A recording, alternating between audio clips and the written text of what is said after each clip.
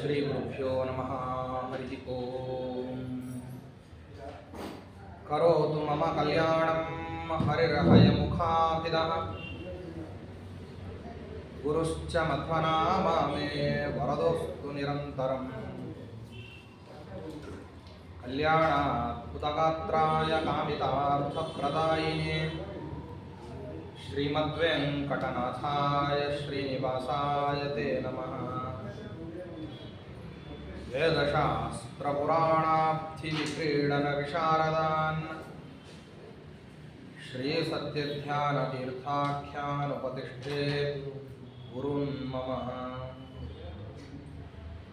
ವೇದಶಾಸ್ತ್ರಪುರಾಣಾರ್ಥರಸಬೀಜೂಷವರ್ಷಕಾನ್ ಶಿಷ್ಯವಾತ್ಸಲ್ಯಭರಿತಾನ್ ಜಾಲಿಹಾಳ ಗುರುನ್ ಭಜೆ.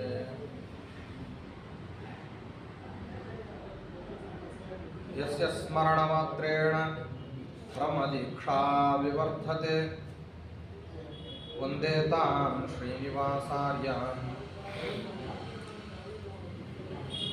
ಮಮ ವಿದ್ಯಾಗುರುಂ ಸದಾ. ಶ್ರೀ ಗುರುಭ್ಯೋ ನಮಃ. ಹರಿ ಓಂ.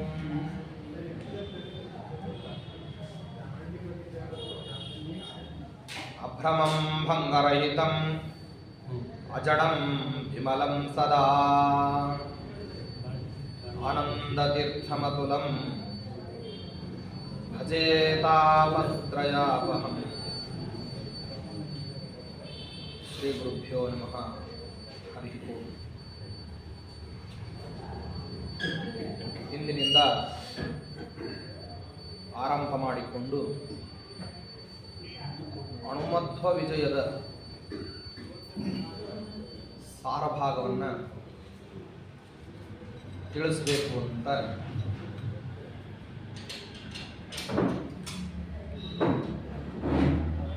ಈ ಪ್ರವಚನ ಮಾಲಿಕಾ ಆಯೋಜನೆ ಮಾಡಿದ್ದೀವಿ.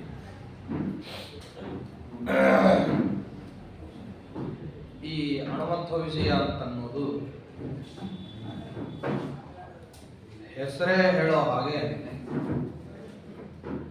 ಮಧ್ವ ವಿಜಯದ ಅಣುರೂಪ.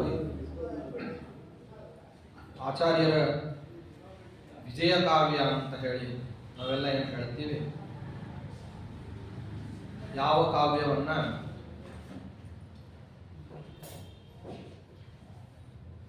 ನಿತ್ಯದಲ್ಲಿ ಉಪಾಸನಾಕ್ಕೋಸ್ಕರವಾಗಿ ಶಾಸ್ತ್ರ ಮಾರ್ಗಾವಲಂಬಿಗಳಾದವರೆಲ್ಲರೂ ಕೂಡ ತಾವು ಅದನ್ನು ಆಶ್ರಯಣ ಮಾಡಬೇಕು. ಯಾಕೆ ಅಂದರೆ ಸುಮಧ್ವ ವಿಜಯ ಒಂದು ಇಂಥ ಗ್ರಂಥ ಆಚಾರ್ಯರ ಸ್ವರೂಪವನ್ನು ಆಚಾರ್ಯರು ಇದ್ದ ಕಾಲದಲ್ಲಿ ಪ್ರತಿಪಾದನೆ ಮಾಡಿರತಕ್ಕಂಥ ಗ್ರಂಥ ವಿಶೇಷ. ಶ್ರೀಮದಾಚಾರ್ಯ ಇರಬೇಕಾದ್ರೆ ಶ್ರೀಮದಾಚಾರ್ಯರ ವಿಜಯ ಗಾಥೆಯನ್ನು ಶ್ರೀಮದಾಚಾರ್ಯರ ಸಮಕ್ಷಮದಲ್ಲಿ ಹೇಳಿರ್ತಕ್ಕಂಥ. ಅಂದರೆ ಕೃತಿಕರ್ತೃಗಳು ಏನಿದ್ದಾರೆ ಅವರ ಆಚಾರ್ಯರ ಸಮಕಾಲೀನ. ಸಾಮಾನ್ಯವಾಗಿ ವಿಜಯ ಕಾವ್ಯಗಳು ಅಂತೇನು ಬರ್ತವೆ, ಆ ಕೃತಿಯಲ್ಲಿ ಯಾವ ವ್ಯಕ್ತಿ ವಿಶೇಷತಃ ಪ್ರಸ್ತುತನಾಗಿದ್ದಾನೆ ಅವನು ಹೋದ ಮೇಲೆ ಅವನು ವಿಜಯ ಕಾವ್ಯ ಬರ್ತದೆ. ಇದೊಂಥರ ಉತ್ತರ ಕರ್ನಾಟಕದ ಕಡೆ ಹೇಳ್ತಾರೆ, ಸತ್ತ ಎಮ್ಮೆಗೆ ಸೇರು ತುಪ್ಪದ ಬೆಲೆ ಅಂತ. ಎಮ್ಮೆ ಸತ್ತ ಮೇಲೆ ಅದರ ಗುಣಗಾನ ಆರಂಭ ಆಗ್ತದೆ. ಹಾಗಿತ್ತು, ಅದು ಹೀಗಿತ್ತು, ಅದು ಹಾಗೆ ಮಾಡ್ತಿತ್ತು, ಹೀಗೆ ಮಾಡ್ತಿತ್ತು, ಬೇಕಾದಷ್ಟು ಹಾಲು ಕೊಡ್ತಿತ್ತು, 4 ಹಾಲಿಗೆ 2 kg ತುಪ್ಪ ಬರ್ತದೆ, ಏನ್ ಬೇಕಾದ್ರೆ ಹೇಳ್ಬೋದು. ಎಮ್ಮೆ ಹೆಂಗಿದ್ರು ಸತ್ತೋಗಿದೆ. ಎಮ್ಮೆ ಸತ್ತು ಹೋದ್ಮೇಲೆ ಅದರ ಬಗ್ಗೆ ಗುಣಗಾನ ಆರಂಭ. ಇದ್ದಾಗ ಅದೇನು ಅಂಥದ್ದು ಅಂತ ಹೇಳ್ಬಿಟ್ಟು ಯಾರು ಹೇಳೋದಿಲ್ಲ, ಯಾಕೆಂದ್ರೆ ಏನು ಇರೋದೇ ಇಲ್ಲ. ಯಾವಾಗ್ಲೂ ಹೋದ ಮೇಲೆ ತುಂಬಾ ಗುಣಗಾನ ಮಾಡ್ಲಿಕ್ಕೆ ಆರಂಭ ಮಾಡಿದ್ರು ಅಂದ್ರೆ ಇದ್ದಾಗ ಏನು ಇರ್ಲಿಲ್ಲ ಅಂತ ಪರಿವರ್ತನೆ ಆಗಿಬಿಡ್ತು. ಇದೊಂದು ವಿಲಕ್ಷಣವಾದಂಥದ್ದು. ವಿಜಯಕಾವ್ಯಗಳ ರಚನಾ ಪರಂಪರಾವನ್ನ ನೀವು ಒಂದು ಸ್ವಲ್ಪ ಇತಿಹಾಸವನ್ನು ಕೆದಕಿ ನೋಡಿದ್ರೆ ವಿಚಿತ್ರವಾದಂತಹ ಪರಂಪರ ಇದೆ. ದಾರ್ಶನಿಕ ಪ್ರಪಂಚದಲ್ಲಿ ಸಾಮಾನ್ಯವಾಗಿ ಈ ವಿಜಯ ಕಾವ್ಯಗಳನ್ನ ರಚನೆ ಮಾಡೋದು ಅಂತ ಅನ್ನೋದು ನಮ್ಮ ಭಾರತೀಯ ಪದ್ಧತಿ. ವಿದೇಶಿ ವ್ಯಕ್ತಿಗಳಲ್ಲಿ ಏನಂದ್ರೆ ವಿಜಯ ಕಾವ್ಯ ಅಂತ ಬರೀದೇನೆ ಟ್ರೂ ಸ್ಟೋರಿ ಅಂತನೋ ಆತ್ಮಕಥೆ ಅಂತನೋ ಅದಕ್ಕೆ ಏನ್ ಮಾಡ್ತಾರೆ ಅಂದ್ರೆ ಹೆಸರು ಕೊಡ್ತಾರೆ. ಹೆಸರು ಕೊಡೋದ್ರಲ್ಲೇ ಏನಿರುತ್ತೆ ಅಂದ್ರೆ ಅದರ ಬಗ್ಗೆ ಯಾರಿಗೂ ಕೂಡ ಭಕ್ತಿ ಬರೋ ಹಾಗಿರೋದಿಲ್ಲ. ಹೆಸರೇ ಕೇಳ್ತಿರೋ ಹಂಗೇನೆ ಏನಾಗ್ಬೇಕು ಅಂದ್ರೆ ಆ ಭಕ್ತಿ ಹುಟ್ಟಬೇಕು. ಅವರ ಆತ್ಮಕಥೆಯನ್ನ ನಾವು ಓದಿದ್ವಿ ಅಂತ ಅಂದ್ರೆ ಯಾರು ಕೂಡ ಅವರವರ ಜೀವನದ ಏರಿಳಿತಗಳು ಏನಿದ್ರು ಅದನ್ನ ಬರೆದಿದ್ದಾರೆ ಅಂತಲೇ ಸಾಮಾನ್ಯವಾಗಿ ಎಲ್ಲರೂ ಪರಿಪಾಲಿಸ್ತಾರೆ. ಬರೆಯೋದು ಹಾಗೆ ಬರೆದಿರ್ತಾರೆ. ಅದರಲ್ಲಿ ಎಷ್ಟೋ ಕಡೆಗೆ ಪ್ರಸ್ತುತನಾದಂತಹ ಕಥಾನಾಯಕ ಏನಿದ್ದಾನೆ ಅವನು ಅನೇಕ ಕಡೆಗೆ ಏನಾಗಿರ್ತಾನೆ ಅಂದ್ರೆ ತೇಜೋವಧೆಗೆ ಒಳಗಾಗಿರ್ತಾನೆ. ಚೆನ್ನಾಗಿ ಅರ್ಥೈಸಿಕೊಳ್ಳಿ. ವಿದೇಶಿ ಸಂಪ್ರದಾಯಕ್ಕೂ ನಮ್ಮ ಆರ್ಷ ಸಂಪ್ರದಾಯಕ್ಕೂ ಇರತಕ್ಕಂತಹ ಒಂದು ವ್ಯತ್ಯಾಸ ಇದೆ. ಈ ವ್ಯತ್ಯಾಸ ದೃಶ್ಯ ಕಾವ್ಯಗಳಲ್ಲಿ ನಿಮ್ಗೆ ಇನ್ನೂ ಚೆನ್ನಾಗಿ ಢಾಳಾಗಿ ಕಾಣಿಸ್ತದೆ. ಅಂದ್ರೆ ನಾಟಕ ಸಿನಿಮಾಗಳಲ್ಲೆಲ್ಲ ಇದನ್ನೆಲ್ಲ ತುಂಬಾ ಚೆನ್ನಾಗಿ ತೋರಿಸ್ತಾರೆ. ನಾಯಕನಾಗಿರ್ತಕ್ಕಂಥವನ ಖಳನಾಯಕನಿಂದ ಸಾಕಷ್ಟು ಒದೆ ತಿಂದ ಮೇಲೆ ಅವನ ಬುದ್ಧಿ ಕಲ್ತ್ಕೊಂಡು ಅವನ ತರ ಆಡ್ತಾನೆ. ಅದು ಒಂದು ಹೆಮ್ಮೆ ಅಂತ ತೋರಿಸ್ತಾರೆ. ವಿಜಯವನ್ನ ಯಾವ ರೀತಿ ಬಿಂಬಿಸಬೇಕು ಅಂತ ಅನ್ನುವಂಥದ್ದು ಒಂದು ಅರ್ಥೈಸುವಂತಹ ಕ್ರಮ ಇದೆ. ಸೋತವನಿಗೂ ಇಲ್ಲಿ ಏನ್ ಮಾಡ್ತಾರೆ ಅಂದ್ರೆ ಪ್ರಿಯಾರಿಟಿ ಕೊಡ್ತಾ ಬರ್ತಾರೆ. ಸೋತವನಿಗೂ ಪ್ರಿಯಾರಿಟಿ ಕೊಡ್ತಾ ಬರ್ತಾರೆ. ಆಟಗಳಲ್ಲೆಲ್ಲ ಯಾವ ಸೋತಿರ್ತಾನೋ ಆ ಸೋತ ತಂಡದ ನಾಯಕನನ್ನ ಮೊದಲು ಕರೆದು ಏನ್ ಮಾಡೋದು ಅಂದ್ರೆ ಮಾತಾಡ್ಸೋದು. ಇದು ವಿರುದ್ಧವಾದಂತಹ ಪಥ. ಗೆದ್ದವನನ್ನ ಜನಸಮುದಾಯದ ಸಮಕ್ಷಮದಲ್ಲಿ ಕರೆದು ಅಭಿನಂದಿಸಬೇಕು, ಅವನಿಗೆ ಗೌರವಿಸಬೇಕು, ಅವನಿಗೆ ನೀನು ಗೆದ್ದಿದ್ದು ಬಹಳ ವೀರೋಚಿತವಾದಂತಹ ಗೆಲುವು ಅಂತ ಹೇಳಬೇಕೆ ಹೊರತಾಗಿ ಸೋತವನನ್ನ ಮೊದಲಿಗೆ ಕರೆದ್ರೆ ಗೆಲುವು ಅನ್ನೋದು ಅರ್ಥಹೀನ. ಗೆಲುವು ಯಾವಾಗ ಪರಿಪೂರ್ಣ? ಗೆದ್ದವನನ್ನ ಮೊದಲು ನೀವು ಅಭಿನಂದಿಸಬೇಕು, ಆವಾಗ ಗೆಲುವು ಪರಿಪೂರ್ಣ. ಇದೇ ವಿದೇಶಿ ಸಂಪ್ರದಾಯಕ್ಕೂ ಸ್ವದೇಶಿ ಸಂಪ್ರದಾಯಕ್ಕೂ ಗೆದ್ದಾಗ ಅಭಿನಂದಿಸೋದ್ರಿಂದ ಆರಂಭ ಮಾಡಿಕೊಂಡು ಪ್ರತಿಯೊಂದು ಹಂತದಲ್ಲೂ ಏನಾಗಿರ್ತದೆ ಅಂದ್ರೆ ಈ ಆತ್ಮಕಥಾ ಅಥವಾ ಟ್ರೂ ಸ್ಟೋರಿ ಅಥವಾ ಲೈಫ್ ಸ್ಟೋರಿ ಅಥವಾ ಅವರ ಆಟೋಬಯೋಗ್ರಫಿ ಇವೆಲ್ಲ ಏನು ಹೆಸರುಗಳು ಏನು ತೋರಿಸ್ತದೆ ಅಂದ್ರೆ ಒಬ್ಬ ವ್ಯಕ್ತಿಯ ಜೀವನದ ಆಗು ಹೋಗುಗಳನ್ನ ನಾವು ಪ್ರಾಮಾಣಿಕವಾಗಿ ಅಂದ್ರೆ ಲೇಖಕನಿಗೆ ಏನಿರ್ತದೆ ಅಂದ್ರೆ ನಾನು ಬರೆದದ್ದು ಪ್ರಾಮಾಣಿಕ ಅಂತ ತೋರಿಸಿ ಇಲ್ಲಿಕ್ಕೆ ಏನ್ ಮಾಡ್ತಾನೆ ಪ್ರಯತ್ನವನ್ನ ಮಾಡ್ತಾನೆ. ಅಲ್ಲಲ್ಲಿ ಏನ್ ಮಾಡ್ತಾನೆ ಅಂದ್ರೆ ಕಥಾನಾಯಕನನ್ನು ಕೆಳಗೆ ಹಾಕಿ ತುಳಿದಿರ್ತಾನೆ. ಗಮನಿಸ್ಬೋದು ಎಷ್ಟೊಂದು ಕಡೆಗೆ ಈ ವಿದೇಶಿ ಸಂಪ್ರದಾಯದ ಹಿನ್ನೆಲೆಯಲ್ಲಿ ಬಂದಂತಹ ಸಂದರ್ಭದಲ್ಲಿ ಲೇಖಕ ತನ್ನ ಲೇಖನಿಯಿಂದ ಬಂದಿರತಕ್ಕಂತಹ ಪುಸ್ತಕದ ಬಗ್ಗೆ ಪ್ರಾಮಾಣಿಕತೆಯ ಬುದ್ಧಿ ಅನ್ನೋದು ಜಗತ್ತಿನಲ್ಲಿ ಬರಲಿ ಅಂತ ಏನ್ ಮಾಡ್ತಾನೆ ಅಂದ್ರೆ ಪ್ರಸ್ತುತ ಕಥಾನಾಯಕನ ಬಗ್ಗೆ ಕೆಲವು ಸರ್ತಿ ಇಲ್ಲದೇ ಇರೋ ವಿಷಯಗಳನ್ನು ಸೇರಿಸಲಿಕ್ಕೆ ಪ್ರಯತ್ನ ಮಾಡ್ತಾನೆ. ಕೆಲವು ಸರ್ತಿ ಇಲ್ಲದೆ ಇರೋ ಅಂತ, ಕೆಲವು ಸರ್ತಿ ಪ್ರಸ್ತುತ ಕಥಾನಾಯಕನಿಗೆ ವಾಸ್ತವದಲ್ಲಿ ಅದು ಕಥಾ ನಡೆದಿದ್ರು ಕೂಡ ಅದನ್ನ ಹೇಳೋದ್ರ ಮೂಲಕವಾಗಿ ಏನಾಗ್ತದೆ ಅಂದ್ರೆ ಆ ನಾಯಕನ ಬಗ್ಗೆ ವ್ಯಕ್ತಿಗೆ ಏನಾಗ್ತದೆ ಅಂದ್ರೆ ಓದುಗನಿಗೆ ಅವನು ಓದ್ತಿರ್ತಾನೆ ಅವನಿಗೆ ಏನಾಗ್ತದೆ ಅಂದ್ರೆ ಇಂಥವನ ಚರಿತ್ರೆಯನ್ನು ಓದ್ತಿದ್ದೇನೆ, ಇವನು ಪ್ರಾಯ ನನ್ನ ಅಣ್ಣ ತಮ್ಮ ಅಂತ. ನನ್ನ. ವಿಜಯಗಾಥಾಕ್ಕೂ ಮತ್ತೆ ಈ ವಿಧವಾದಂತಹ ಬಯೋಗ್ರಫಿಗೂ ಇರುವಂತಹ ದೊಡ್ಡ ವ್ಯತ್ಯಾಸ. ಎಲ್ಲರೂ ಅದನ್ನೇ ತಿಳ್ಕೊಂಡಿದ್ದಾರೆ. ಆಟೋಬಯೋಗ್ರಫಿ ಈಸ್ ಈಕ್ವಲ್ ಟು ವಿಜಯ ಕಾವ್ಯ ಅಂತ ಹೇಳಿ. ವಿಜಯ ಕಾವ್ಯ ವಾಸ್ತವದಲ್ಲಿ ಆಟೋಬಯೋಗ್ರಫಿ ಅಲ್ಲ. ಆಧುನಿಕ ವಿಮರ್ಶಕರುಗಳಲ್ಲಿ ಅನೇಕ ವಿದ್ವಾಂಸರುಗಳು ಶ್ರೀಮದಾಚಾರ್ಯರ ಈ ಮಧ್ವ ವಿಜಯವನ್ನು ಏನು ಅನ್ಕೊಂಡಿದ್ದಾರೆ ಅಂದ್ರೆ ಆಟೋಬಯೋಗ್ರಫಿ ಅಂತ ಅನ್ಕೊಂಡಿದ್ದಾರೆ. ಆಟೋಬಯೋಗ್ರಫಿ ಅಲ್ಲ. ಆಟೋಬಯೋಗ್ರಫಿಯಲ್ಲಿ ಏನಾಗ್ತದೆ ಅಂತಂದ್ರೆ, ನಿಮ್ಗೆ ಉದಾಹರಣೆಗೆ ಒಂದು ಒಳ್ಳೆ ಸಂಗತಿಯನ್ನ ಹೇಳ್ತೀನಿ. ಮಹಾಭಾರತದ ವನಪರ್ವದಲ್ಲಿ ಒಂದು ಪ್ರಸಂಗ ಬರ್ತದೆ. ಏನ್ ಪ್ರಸಂಗ ಅಂತಂದ್ರೆ, ದ್ರೌಪದಿ ದೇವಿ ಕೃಷ್ಣ ಪರಮಾತ್ಮನಿಗೆ ಸನ್ನೆ ಮಾಡಿ ಪಾಂಡವರ ಹತ್ತಿರದಲ್ಲಿ ಇರುವಂತಹ ಲಕ್ಷಣಗಳ ವಿಭಾಗವನ್ನ ಕೃಷ್ಣ ಪರಮಾತ್ಮ ಹೇಳ್ತಿರ್ಬೇಕಾದ್ರೆ ಅರ್ಜುನನ ಲಕ್ಷಣಗಳನ್ನು ಹೇಳುವಂತಹ ಸಂದರ್ಭದಲ್ಲಿ ದ್ರೌಪದಿ ದೇವಿ ನಿಷೇಧ ಮಾಡ್ತಾರೆ. ಭೀಮಸೇನ ದೇವರದು ಸಂಪೂರ್ಣವಾಗಿರತಕ್ಕಂತಹ ಸಲ್ಲಕ್ಷಣ ಭರಿತವಾದಂತಹ ದೇಹ. ತದನಂತರದಲ್ಲಿ ಧರ್ಮರಾಜನ್ ಹೇಳಲಿಕ್ಕೆ ಹೋಗೋದಿಲ್ಲ. ಮೊದಲು ಧರ್ಮರಾಜನಿಂದ ಆರಂಭ ಮಾಡಿ ಲಕ್ಷಣಗಳ ವಿಮರ್ಶೆ ನಡೆದಿಲ್ಲ. ಚೆನ್ನಾಗಿ ಅರ್ಥ ಮಾಡ್ಕೊಳ್ಳಿ, ಇದು ತುಂಬಾ ಸೂಕ್ಷ್ಮವಾದಂತಹ ವಿಷಯ, ಮನದಟ್ಟು ಮಾಡ್ಕೊಳ್ಳಿ. ಲಕ್ಷಣಗಳ ವಿಭಾಗವನ್ನ ಹೇಳ್ತಾರೆ.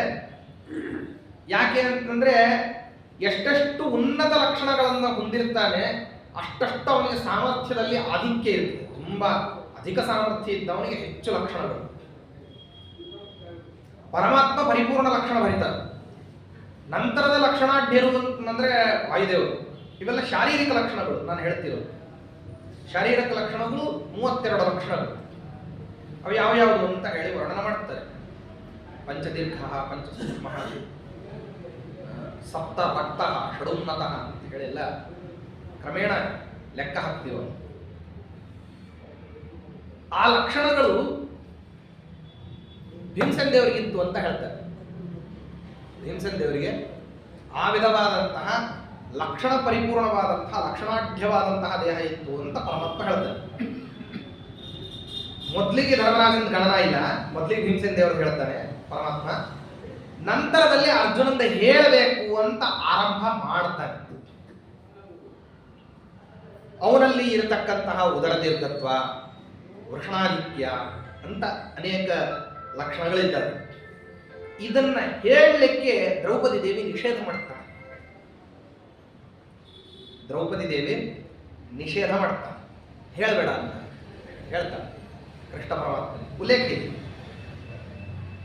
ಕಾರಣ ಒಂದು, ಸಾಮಾನ್ಯ ಮೇಲ್ನೋಟದಲ್ಲಿ ಪತಿಯಾಗಿರ್ತಕ್ಕಂಥವಳು, ಸತಿಯಾದಂಥವಳು ಪತಿಯ ಅವಗುಣಗಳನ್ನ ತಾನು, ಗುರುವಿನ ಅವಗುಣಗಳನ್ನ ಶಿಷ್ಯ ಯಾವ ರೀತಿ ಕೇಳಬಾರದು ಅಂತಿದೆಯೋ, ಪತಿಯ ಅವಗುಣಗಳನ್ನ ಸತಿ ಆ ರೀತಿಯಾಗಿ ಕೇಳಲಿಕ್ಕೆ ಇಷ್ಟಪಡೋದಿಲ್ಲ. ಕೆಲವಾರು ಸರ್ತೆ ಗೊತ್ತಿರ್ತದೆ, ನಮ್ಮ ಯಜಮಾನ್ರು ಈ ರೀತಿಯಾಗಿರ್ತಕ್ಕಂತಹ ದೋಷಯುಕ್ತರಾದಂಥವ್ರು ಅಂತ ಹೆಂಡತಿ ಗೊತ್ತಿರ್ತದೆ. ಆದ್ರೆ ಅದು ತನಗ ಗೊತ್ತಿದ್ದಷ್ಟೇ ಸತ್ಯವಾಗಿ ಬೇರೆಯವರಿಗೆ ಗೊತ್ತಾಗೋದನ್ನು ಇಷ್ಟಪಡೋದಿಲ್ಲ. ಒಳ್ಳೆ ಗುಣ ಕೂಡ ಇದು ಅವಗುಣ ಅಲ್ಲ. ತನ್ನ ಗಂಡನಿಗೆ ಇರತಕ್ಕಂತಹ ಯಾವುದೋ ಒಂದು ದೋಷ ಅಥವಾ ಅವಲಕ್ಷಣ ಅಥವಾ ಗುಣಹೀನತೆ, ಅದು ತನಗೆ ಗೊತ್ತಾದದ್ದು ಬೇರೆಯವರಿಗೆ ಗೊತ್ತಾಗೋದಾಗ್ಲಿ ಅಥವಾ ಬೇರೆಯವರು ತನ್ನ ಗಂಡನ ಬಗ್ಗೆ ಅವಲಕ್ಷಣ ಅಂತ ಹೇಳೋದನ್ನ ಕೇಳಲಿಕ್ಕೆ ಇಷ್ಟಪಡೋದಿಲ್ಲ. ಒಳ್ಳೆ ಪಾತಿವ್ರತ್ಯದ ಲಕ್ಷಣ ಇದು. ಅದಕ್ಕೋಸ್ಕರ ನಿಷೇಧ ಮಾಡಿದ್ರು ಅಂತ ಮೇಲ್ನೋಟದಲ್ಲಿ ಕಾಣಿಸ್ತದೆ. ಮೇಲ್ನೋಟದಲ್ಲಿ ಇದು ಒಂದು ಕಾರಣವೇ ಹೊರತು ಇದೇ ಕಾರಣ ಅಲ್ಲ. ಶಾಸ್ತ್ರರೀತ್ಯ ವಚನ ವೈಭವಕ್ಕೋಸ್ಕರವಾಗಿ ಒಬ್ಬ ವ್ಯಕ್ತಿಯ ಔನ್ನತ್ಯವನ್ನ ಎಲ್ಲಿ ಹೇಳಬೇಕಾಗಿರ್ತದೋ, ಎಲ್ಲಿ ಹೇಳ್ತಾ ಇರ್ತೀವಿ, ಅಲ್ಲಿ ಅವನ ಅವನತಿಯ ಬಗ್ಗೆ, ದೋಷಗಳ ಬಗ್ಗೆ ಪ್ರಸ್ತಾಪ ಮಾಡಿಬಿಟ್ರೆ ಲೇಖಕನಿಗೇನೋ ತುಂಬಾ ಪ್ರಾಮಾಣಿಕನಾದಂತಹ ಬರಹಗಾರ ಅಲ್ಲಿರುವ ಗುಣದೋಷಗಳನ್ನು ವಿಮರ್ಶೆ ಮಾಡಿದ್ದಾನೆ ಅಂತನ್ನುವಂತಹ ಕ್ರೆಡಿಟ್ ಸಿಗ್ತದೆ. ಆದರೆ ಪ್ರಸ್ತುತನಾಗಿರತಕ್ಕಂತಹ ಕಥಾನಾಯಕನ ಬಗ್ಗೆ ಓದುಗನ ಮನಸ್ಸಿನಲ್ಲಿ ಏನು ಬಿಂಬಿಸಿದ ಹಾಗಾಗ್ತದೆ ಅಂದ್ರೆ, ಇವನೊಬ್ಬ ನನ್ನಂಥವನು ಬುದ್ಧಿವಂತ. ಅರ್ಥ ಆಯ್ತಾ? ನಮ್ಮಲ್ಲಿ ಏನಿದೆ ಅಂದ್ರೆ ವಿಜಯ ಕಾವ್ಯವನ್ನು ಓದ್ತಿರೋನು ಅದೊಂದು ಮೆಸೇಜ್, ಅದೊಂದು ಮ್ಯಾಟರ್, ಅದೊಂದು ವಿಷಯ. ನ್ಯೂಸ್ ಪೇಪರ್ನಲ್ಲಿ ಓದ್ತಿರ್ತೀವಲ್ಲ, ಅಲ್ಲಿ ಇವರು ಸತ್ರು, ಇಲ್ಲಿ ಇವರು ಹುಟ್ಟಿದ್ರು, ಅಲ್ಲಿ ಇಂಥ ಕಾರ್ಯಕ್ರಮ ನಡೀತು, ಇಂಥವ್ರಿಗೆ ಹಾರ ತುರಾಯಿ ಕೊಟ್ಟರು, ಇಂಥವ್ರಿಗೆ ಇಂಥ ಪ್ರಶಸ್ತಿ ಬಂತು, ಅಥವಾ ಇಂಥಲ್ಲಿ ಏನೋ ಒಂದು ಅವಘಡ ಆಯಿತು ಅಂತ ನ್ಯೂಸ್ ಪೇಪರ್ ಓದ್ದಂಗೆ ಓದೋದಲ್ಲ ಇದು. ಓದೋದ್ರಲ್ಲಿ ಅನೇಕ ಹಲವು ಬಗೆಗಳಿವೆ. ಓದೋದೇ ತುಂಬ ಸ್ವಾರಸ್ಯವಾಗಿದೆ. ಕೆಲವರು ಪೇಪರ್ ಓದ್ತಿರ್ತಾರೆ, ನೋಡ್ಬೇಕು ನೀವು, ಬಹಳ ಸ್ವಾರಸ್ಯವಾಗಿ ಓದ್ತಾರೆ. ಕಾಶ್ಮೀರದಲ್ಲಿ 4 ಸಾವು ಅಂತ ಅದರಲ್ಲಿ ಬರೆದಿರ್ತದೆ. ಯಾಕೆ ಸಾಯಬೇಕಾಗಿತ್ತು, ಸುಮ್ಮನೆ ಇವಾಗ ಹೋಗಿ ಅಲ್ಲಿ ಅಂತ ಓದ್ತಾರೆ. ಪೇಪರ್ನಲ್ಲಿ ಬರೆದಿದ್ದು ಕಾಶ್ಮೀರದಲ್ಲಿ 4 ಸಾವು ಅಂತ ಬರೆದಿರ್ತದೆ. ಓದೋರು ಏನು ಓದ್ತಾರೆ ಅಂದ್ರೆ ಕಾಶ್ಮೀರದಲ್ಲಿ 4 ಸಾವು ಅಂತ ಓದೋದಿಲ್ಲ. ಅವ್ರು ಓದ್ತಿರ್ಬೇಕಾದ್ರೆ ಅದಕ್ಕೆ ಪ್ರತಿಕ್ರಿಯೆ ಹೇಳ್ತಾ ಇರ್ತಾರೆ. ಯಾಕೆ ಹೋಗ್ಬೇಕಾಗಿತ್ತೋ ಏನೋ, ಇವ್ರು 4 ಜನ ಸಾಯ್ಲಿಕ್ಕಲ್ಲಿ, ಸುಮ್ಮನೆ ಇದ್ದಿದ್ರೆ ಆಗ್ತಿರ್ಲಿಲ್ವೇ? ಪ್ರತಿಕ್ರಿಯೆ ಓದಬೇಕಾದ್ರೆ ಸಾಹಸಿಕವಾಗಿ ಆ ಘಟನೆಗೆ ಸಂಬಂಧಪಟ್ಟಿರ್ತಕ್ಕಂತಹ ಪ್ರತಿಕ್ರಿಯೆ ಕೊಡೋನು ಕೆಲವರು ಓದ್ತಿರ್ತಾರೆ. ಹಿಂಗೆ ಓದೋರು ನೋಡಿಲ್ಲಲ್ಲ ನೀವು? ದೇವೇಗೌಡರು ಹೀಗೆ ಓದೋದು.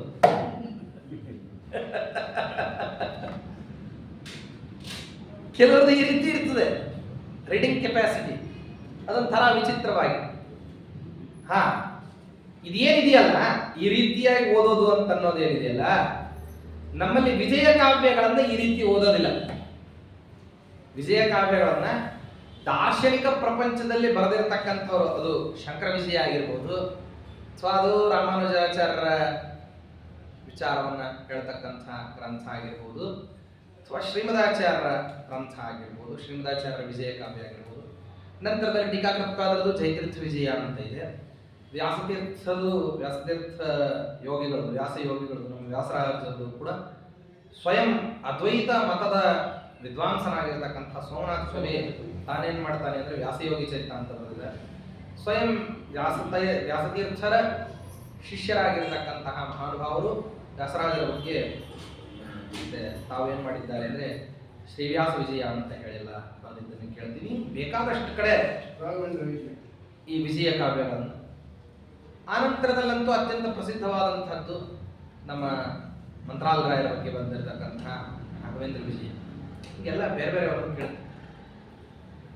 ಈ ಕಾವ್ಯಗಳನ್ನ ನಾವು ಯಾರು ಓದ್ತೀವಿ ಅಥವಾ ಯಾರು ಓದ್ಲಿ ಅಂತ ಈ ಕಾವ್ಯಗಳು ರಚಿತವಾಗಿದ್ದಾವೆ, ಅವ್ರು ಇದನ್ನೊಂದು ಮೆಸೇಜ್ ಅನ್ನೋ ರೀತಿಯಲ್ಲಿ ರಚನೆ ಮಾಡಿಲ್ಲ. ರಚನಾಕಾರನಿಗೆ ಅವ್ರದ್ದೇನೋ ಹುಟ್ಟು ಹೇಗಿತ್ತು, ಅವ್ರು ಹೇಗೆ ಹುಟ್ಟಿದ್ರು, ಸರ್ಕಮ್ಸ್ಟೆನ್ಸ್ ಹೆಂಗಿತ್ತು, ನಿಮಗೆ ಅದನ್ನ ಅರ್ಥೈಸೋದಕ್ಕೋಸ್ಕರವಾಗಿ ಬರೆದಿರ್ತಕ್ಕಂತಹ ಕಾವ್ಯಗಳಲ್ಲ ಇವು.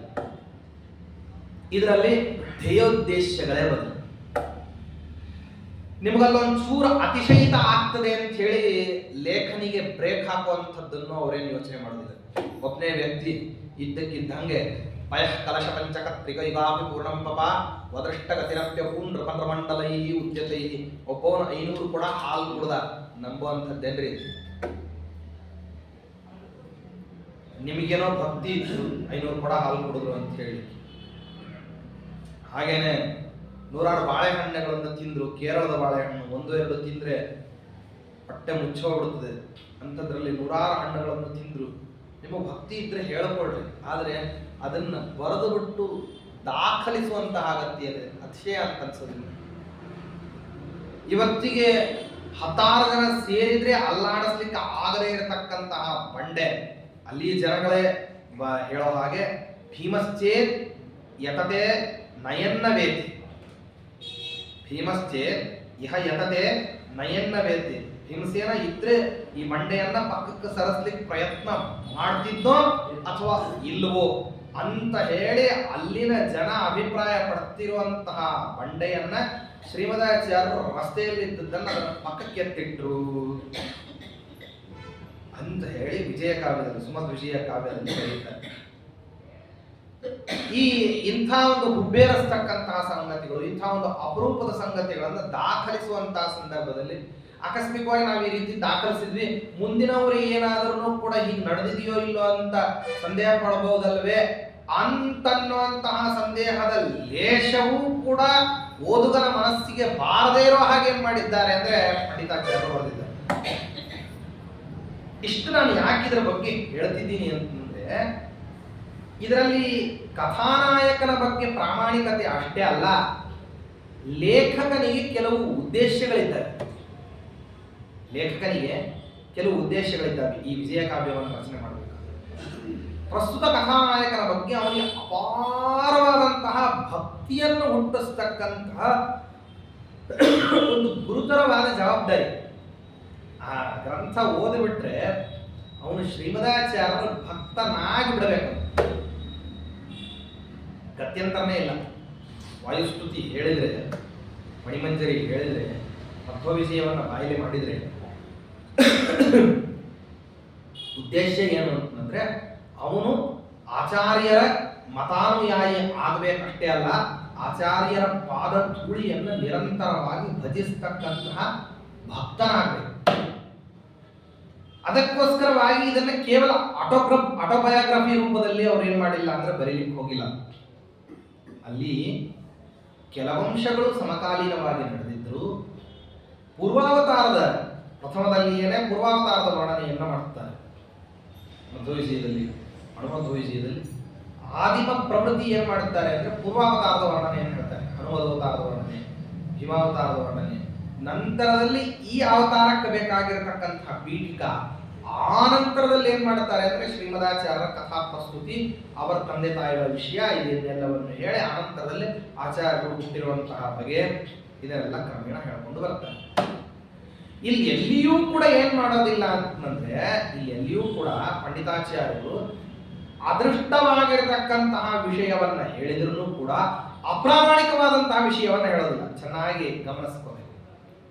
ಅದೃಷ್ಟವಾದ ಅಂದ್ರೆ ಕಣ್ಣಿಗೆ ದೃಗ್ಗೋಚರವಾಗದೇ ಇರತಕ್ಕಂತಹ ವಿಷಯವನ್ನ ಸಮಕಾಲೀನರಾಗಿ ಶ್ರೀಮದಾಚಾರ್ಯರ ಸಮಕಾಲೀನರಾಗಿ ಈ ಗ್ರಂಥದಲ್ಲಿ ದಾಖಲಿಸಿದ್ದರೂ ಕೂಡ ಅಪ್ರಾಮಾಣಿಕವಾಗಿರತಕ್ಕಂತಹ ವಿಷಯವನ್ನ ದಾಖಲಿಸಲಿಕ್ಕೆ ಹೋಗಿಲ್ಲ, ಅದಕ್ಕೆ ಅವಕಾಶ ಕೊಟ್ಟಿಲ್ಲ. ಎಷ್ಟು ಪ್ರಾಮಾಣಿಕವಾಗಿರತಕ್ಕಂಥದ್ದು ಉಪಾಸನಾಕ್ಕೆ ಸಂಬಂಧಪಟ್ಟ ಕೇವಲ ಓದೋದಷ್ಟೇ ಅಲ್ಲ. ನಾ ಹೇಳಿದ್ದೆ, ಪೇಪರ್ ಓದೋ ಹಾಗೆ ಸುಮಧ್ವಿಜಯ ಓದೋ ಹಾಗಿಲ್ಲ. ಪೇಪರ್ ಓದಿ ಬೇಕಾದ್ರೆ ಮರ್ತು ಬಿಡಬಹುದು, ಸುಮಧ್ವಿಜಯ ಓದಿದ್ರೆ ಇಲ್ಲೆಲ್ಲ ಮೋಕ್ಷಕ್ಕೆ ಹೋದಾಗೂ ಮರೆಯೋ ಹಾಗೆ. ಅಂದ ಮೇಲೆ ಉಪಾಸಕನಿಗೆ ಬೇಕಾಗಿರತಕ್ಕಂತಹ ವಿಷಯಗಳ ಪ್ರಸ್ತುತಿ ಎಲ್ಲಿದೆ ಅಂದ್ರೆ ಸುಮಧ್ವಿಜಯದಲ್ಲಿ.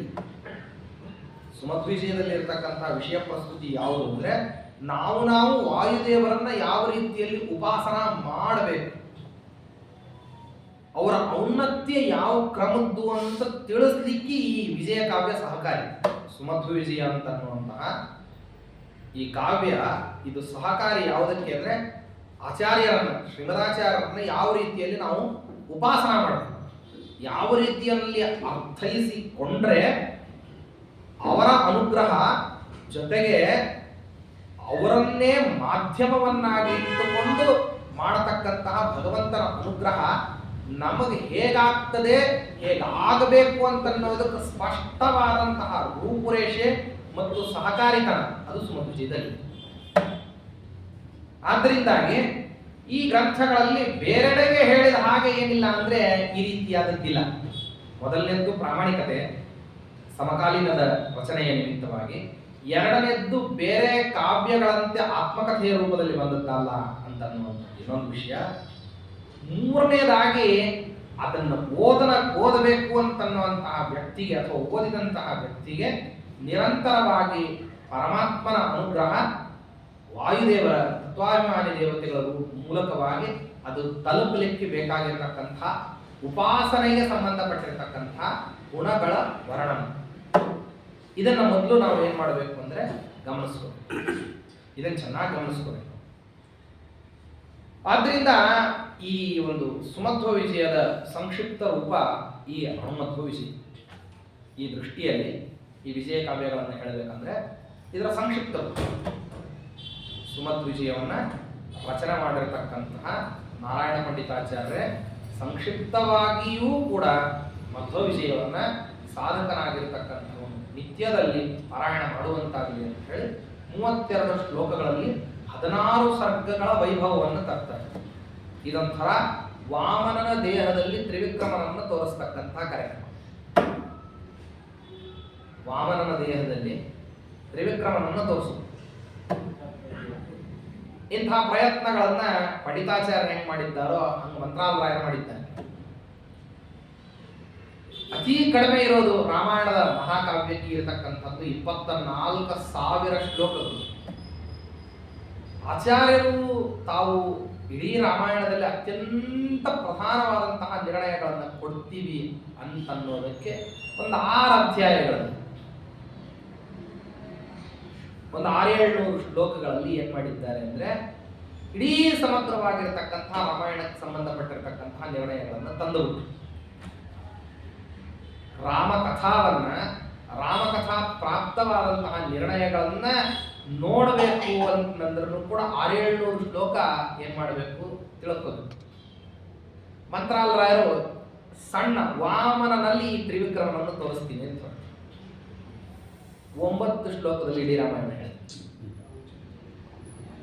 ರಾಮಚಾರಿತ್ರ್ಯ ಮಂಜರಿ ಇಡೀ ತಾತ್ಪರ್ಯ ನಿರ್ಣಯದ ನಿರ್ಣಯಗಳನ್ನೆಲ್ಲ ಆಚಾರ್ಯರು 32 ಅಧ್ಯಾಯದಲ್ಲಿ ಹೇಳಿದ್ರೆ ಅಧ್ಯಾಯಕ್ಕೆ ಒಂದು ಶ್ಲೋಕದ ಹಂಗೆ ಮಂತ್ರಾಲರಾಯರು ತಾತ್ಪರ್ಯ ನಿರ್ಣಯ ಭಾವಸಂಗ್ರಹ ಅಂತ ಮಾಡಿ. ಯಾಕೆಂದ್ರೆ ವಿಸ್ತೃತವಾಗಿರ್ತಕ್ಕಂತಹ ರೂಪವನ್ನು ನೋಡ್ಲಿಕ್ಕೆ ನಮ್ದು ಏನಾಗೋದಿಲ್ಲ ಅಂದ್ರೆ ಕಣ್ಣಿಗೆ ಅಷ್ಟೊಂದು ಏನಿಲ್ಲ ಅಂದ್ರೆ ವ್ಯೂ ಸಾಧ್ಯ ಇಲ್ಲ. ನಮ್ಮ ಕಣ್ಣು ಸೀಮಿತವಾದಂತಹ ಕೋನಕ್ಕೆ ಮಾತ್ರ ಹೋಗ್ತದೆ, ಅಲ್ಲಿಂದ ಆಚೆಗೆ ನಮ್ಗೆ ಹೋಗ್ಲಿಕ್ಕೆ ಸಾಮರ್ಥ್ಯ ಇಲ್ಲ. ಆದ್ರಿಂದ ಕಾಂಟ್ರಾಸ್ಟ್ ಲೆವೆಲ್ ಅಲ್ಲಿ ಅದನ್ನ ನೋಡ್ಬೇಕು ಅಂತಂದ್ರೆ ಪದಾರ್ಥ ಕಾಂಟ್ರಾಸ್ಟ್ ಲೆವೆಲ್ ಅಲ್ಲಿ ಬರ್ಬೇಕಲ್ಲ. ಅದಕ್ಕಾಗಿ ಅದನ್ನ ಏನ್ ಮಾಡಿದ್ರು ಹಾಗೆ ರಚನೆ ಮಾಡಿಕೊಟ್ರು. ವಾಸ್ತವದಲ್ಲಿ ಹನುಮಧ್ವ ವಿಜಯಕ್ಕೆ ಪ್ರಥಮ ವ್ಯಾಖ್ಯಾನಕಾರರು ಯಾರು ಅಂದ್ರೆ ಮಂತ್ರಾಲರಾಯ. ವಾದೀಂದ್ರ ತೀರ್ಥರು ಬಹಳ ಚಂದಾಗಿ ಹೇಳ್ತಾರೆ. ವೀಣಾ ವೆಂಕಣ್ಣ ಭಟ್ರಾದಂತಹ ಸಮಯದಲ್ಲಿ ಮಂತ್ರಾಲರಾಯ ಇದಕ್ಕೆ ವ್ಯಾಖ್ಯಾನ ಮಾಡಿದ್ದಕ್ಕೆ ಸರಸ್ವತಿ ದೇವಿ ಭಾರತೀ ದೇವಿ ಬಹಳ ಸಂತೋಷ ಆಯ್ತು. ಎಷ್ಟು ಸಂತೋಷ ಆಯಿತು ಅಂದ್ರೆ ನಿಜವಾಗಿ ತನ್ನ ಗಂಡನ ಚರಿತ್ರೆಯನ್ನ ಇಷ್ಟು ಸಾಧಕನ ಮನಮುಟ್ಟು ಹಂಗೆ ವ್ಯಾಖ್ಯಾನ ಮಾಡುತ್ತಾರೆ ಅಂದ್ರೆ ಇವರು ವೇದಾಂತ ಸಿಂಹಾಸನದ ಸಿಂಹಾಸನಾಧೀಶ್ವರರಾಗಲಿಕ್ಕೆ ಯೋಗ್ಯರಾಗಿರುವಂತಹ ವ್ಯಕ್ತಿ ಅಂತ ಅನ್ನೋ ಕಾರಣಕ್ಕೇನೆ ಸ್ವಪ್ನದಲ್ಲಿ ಬಂದುಬಿಟ್ಟು ನೀ ಸನ್ಯಾಸ ಸ್ವೀಕಾರ ಮಾಡುವಂತ ಹೇಳಿಬಿಟ್ಟು ಮಂತ್ರಾಲರಾಯರಿಗೆ ಪೂರ್ವಾಶ್ರಮದಲ್ಲಿ ಹೇಳಿದ್ರು ಅಂತ ಏನ್ ಮಾಡ್ತಾರೆ ವಾದೀಂದ್ರ ತೀರ್ಥ ಹೇಳ್ತಾರೆ. ಇಂಥದ್ದು ಅದ್ಭುತವಾದಂತಹ ಪ್ರಾಮಾಣಿಕವಾದಂತಹ ಗ್ರಂಥ ರಚನೆ ಮಾಡಿರ್ತಕ್ಕಂಥವರು ಲಿಖುಚಾನ್ವಯ ಸಂಭೂತರಾಗಿರ್ತಕ್ಕಂತಹ ನಾರಾಯಣ ಪಂಡಿತಾಚಾರ್ಯ. ಅಲ್ಲಿ ಏನು ಕ್ರಮ ಆಧರಣ ಮಾಡಿದ್ದಾರೋ ಸಮಾನವಾದಂತಹ ಕ್ರಮ ಇಲ್ಲೂ ಇದೆ. ಅಲ್ಲಿ ಆಧರಣ ಮಾಡಿರ್ತಕ್ಕಂತಹ ಕ್ರಮ ಮೊದಲಿಗೆ ಹನುಮಂತ ದೇವರ ಅವತಾರದ ಪ್ರವೃತ್ತಿ ಈ ವಿಷಯವನ್ನು ಪ್ರಸ್ತಾಪ ಮಾಡಿದ್ದಾರೆ. ಶ್ರೀಮಂತಮೇನಂ ಹನುಮಂತ ಮಾಹುಹು ಕರ್ಮಾಣಿ ಕುರುವನ್ ಪರಮಾತ್ಮದಾನಿ ಅಂತೆಲ್ಲ ಹೇಳ್ತಾರೆ. ಶ್ರೀಮಂತಮೇನಂ ಹನುಮಂತ ಮಾಹುಹು ಅಂತ ಪ್ರಸ್ತಾಪ ಮಾಡಿದರು ಆ ಕಾವ್ಯದಲ್ಲಿ. ಅಂದ್ರೆ ಇವರು ಸ್ವಯಂ ಶ್ರೀಮಂತರು. ಇಂಥ ಜ್ಞಾನಿಶ್ರೇಷ್ಠರನ್ನ ಜ್ಞಾನಿಶ್ರೇಷ್ಠ ಅಂತಲೇನೆ ಜ್ಞಾನಿಗಳು ಕರೆದರು. ಹನುಮಂತ ಅಂತಂದ್ರೆ ಜ್ಞಾನವಂತ ಅಂತ ಅರ್ಥ. ಪರಮಾತ್ಮ ಸೃಷ್ಟಿ ಪ್ರಪಂಚದಲ್ಲಿ ಅತಿಯಾಗಿ ಪ್ರೀತಿಸೋದೇ ಜ್ಞಾನಿಯನ್ನಂತೆ. ಜ್ಞಾನಿ ಪ್ರಿಯತಮೋ ತೋಮೆ ಅಂತ ಹೇಳ್ತಾರೆ. ಜ್ಞಾನಿಯನ್ನೇ ಪರಮಾತ್ಮ ಪ್ರೀತಿಸ್ತಾನೆ. ಜ್ಞಾನಿಯನ್ನ ಪರಮಾತ್ಮ ಪ್ರೀತಿಸ್ತಾನೆ ಯಾಕೆ ಅಂದ್ರೆ ಜ್ಞಾನಿ ಮಾಡತಕ್ಕಂತಹ ಕರ್ಮಗಳೆಲ್ಲವೂ ಕೂಡ ಪರಮಾತ್ಮನ ಪ್ರೀತಿಗಾಗಿರ್ತಾವಂತೆ. ಅಂದ್ರೆ ಅದು ಪರಸ್ಪರ. ಭಗವಂತ ಜ್ಞಾನಿಯನ್ನ ಹೆಂಗ ಪ್ರೀತಿಸ್ತಾನೋ ಜ್ಞಾನಿ ಆ ರೀತಿಯಲ್ಲಿ ತಾನು ಮಾಡತಕ್ಕಂತಹ ಕರ್ಮಗಳೆಲ್ಲವೂ ಪರಮಾತ್ಮನ ಪ್ರೀತಿಗಾಗಿರ್ತವೆ. ಅದರಲ್ಲಿ ಎಷ್ಟು ಉನ್ನತೋನ್ನತವಾದಂತಹ ಜ್ಞಾನ ಸಂಪಾದನೆ ಮಾಡಿದಂಥವನು ಎಷ್ಟು ಉನ್ನತ ಅಧಿಕಾರಿಯಾಗಿರ್ತಾನೋ ಅಷ್ಟೇನಾಗ್ತದೆ ಅಂದ್ರೆ ಇದು ಹೆಚ್ಚಾಗ್ತಾ ಹೋಗ್ತದೆ. ಉನ್ನತ ಸಾಧಕನಾದಾಗ ಪರಮಾತ್ಮನ ಪ್ರೀತಿಯನ್ನು ಸಾಧನೆ ಮಾಡಬೇಕು ಅಂತ ಪ್ರತಿ ಕಾರ್ಯಗಳನ್ನು ಮಾಡ್ತಾರೆ. ಪ್ರತಿಯೊಂದನ್ನು ಭಗವಂತನ ಪ್ರೀತ್ಯರ್ಥವಾಗಿಯೇ ಮಾಡ್ತೀವಿ ಅಂತ ಹೇಳಿ ಅವಾಗ ಅಷ್ಟು ಜ್ಞಾನಿತ್ವ ಅಷ್ಟು ಉತ್ಕೃಷ್ಟತ್ವ ಹೆಚ್ಚು. ಹನುಮಂತ ಅಂದ್ರೆ ಜ್ಞಾನವಂತ. ಎಷ್ಟು ಜ್ಞಾನವಂತ? ಪರಮಾತ್ಮ ಅತ್ಯಧಿಕವಾಗಿ ಪ್ರೀತಿಸ್ತಕ್ಕಂತಹ ಜ್ಞಾನವಂತ. ಎಷ್ಟು ಅತ್ಯಧಿಕವಾಗಿ ಪ್ರೀತಿಸ್ತಾನೆ ಅಂದ್ರೆ ಜನ್ಮ ತಗೊಳ್ತಿರೋದೇ ಯಾವುದಕ್ಕೋಸ್ಕರ ಅಂದ್ರೆ ಪರಮಾತ್ಮನ ಪ್ರೀತಿಗಾಗಿ ಅಂತ ಮಾಡಿದ. ಸೂಚ್ಯವಾಗಿ ಹೇಳಿದ, ಶ್ರೀಶ ಪ್ರೀತ್ಯೈ ಪ್ರಜಾತಃ ಸುಮಹಿತ ಮಹಿಮಾ ಶ್ರೀ ಹನುಮಾನ್ ನಿದೇಶಾತ್ ರಾಮಸ್ಯೋಲ್ಲಂಘಿತಾಬ್ಧಿಃ ಸಹರಿರಥಗತಃ ಸೇತುನಾ ಪಿಷ್ಟದುಷ್ಟಃ ಭೂಬ್ರಹ್ಮೀ ರಾವಣಾರಿಂ ಪುರಗಮೃದಯಂ ಪೂಜಯಿತ್ವಾ ಸಸೀತಂ ಪಶ್ಯನ್ ಕಿಂ ಪೂರುಷೇತಂ ಸತತಮಪಿ ಮಹಾನ್ ಪ್ರಾಣಮುಖ್ಯೋವತಾನ್ ಮಾಂ ಶ್ರೀಶ ಪ್ರೀತ್ಯೈ ಪ್ರಜಾತಃ. ಪರಮಾತ್ಮನ ಪ್ರೀತಿಗೋಸ್ಕರವಾಗಿ ಜನ್ಮವನ್ನು ತಗೊಂಡ್ರು. ಪ್ರಕರ್ಷಣ ಜನ್ಮವನ್ನು ತಗೊಳ್ಳದೆ ಪರಮಾತ್ಮನ ಪ್ರೀತಿಗೋಸ್ಕರವಾಗಿ ಅಂತ ಹೇಳ್ಬೇಕಂದ್ರೆ ನೋಡ್ರಿ ಅದು ಹೇಗಿರಬೇಕು. ಯಾಕೆ ಭಗವಂತ ತಾನು ತನ್ನ ಈ ಅವತಾರ ಕಾರ್ಯದಲ್ಲಿ ರಾವಣಾದಿಗಳನ್ನು ಸಂಹಾರ ಮಾಡುವನಿದ್ದಾನೆ. ರಾವಣಾದಿಗಳನ್ನು ಪರಮಾತ್ಮ ಸಂಹಾರ ಮಾಡುವನಿದ್ದಾನೆ. ರಾವಣಾದಿಗಳನ್ನು ಪರಮಾತ್ಮ ಸಂಹಾರ ಮಾಡಿದಂಗೆ ರಾವಣನಿಗೆ ಹೆಂಗೆ ಪರಮಾತ್ಮನ ಕೈಯಿಂದಲೇ ಸಂಹಾರ ಆಗಬೇಕು ಅಂತನ್ನುವಂತಹ ಅನಿವಾರ್ಯತೆ ಆಕ್ರಮದ ವರಗಳನ್ನ ಬ್ರಹ್ಮಾದಿ ದೇವತೆಗಳು ಕೊಟ್ಟು ರಾವಣಾದಿಗಳು ಪಡ್ಕೊಂಡಿದ್ರು. ಜಗತ್ತಿಗೆ ಅವರ ವರದ ಬಲದಿಂದಾಗಿ ತರ್ಪಿತರಾಗಿ ತೃಪ್ತರಾಗಿ ಅವರೆಲ್ಲರೂ ಕೂಡ ನಾನಾ ರೀತಿಯಲ್ಲಿ ಲೋಕಕಂಟಕದ ವ್ಯವಹಾರವನ್ನು ಮಾಡುತ್ತಿದ್ರು. ಹಂಗ ರಾವಣನ ಒಂದಿಷ್ಟು ಪರಿವಾರದವರಿದ್ರು.